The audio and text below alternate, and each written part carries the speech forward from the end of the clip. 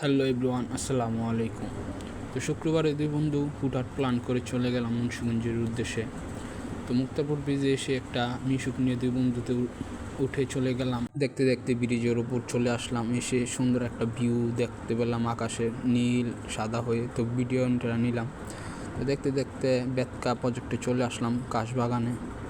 কাশবাগান ঢুকে একটা ফুল পাইলাম, ফুলটা নিয়ে নিলাম। নিয়ে একটু হাঁটাহাঁটি করলাম ভিতরে। কত মেয়ে মানুষ, সবাই ভিডিও করতেছে। ছেলে মানুষ অভাব নাই, যেখানে তাকাই সেখানে লালপুরি নীলপুরি অভাব নাই। তো একটা মেয়ে হঠাৎ করে আমার ভিডিওর সামনে চলে আসে, ভিডিও করতেছে ও।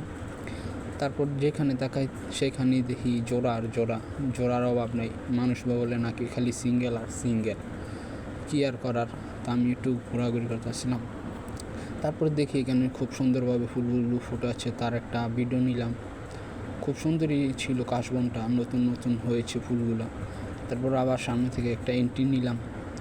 হাইটটা আস্তে আস্তে, তো পিছনে যে আপুরা ভিডিও করতেছে, শুটিং করতেছে। তাদের শুটিংয়ের কোনো শেষ নাই, টিকটকার তারা।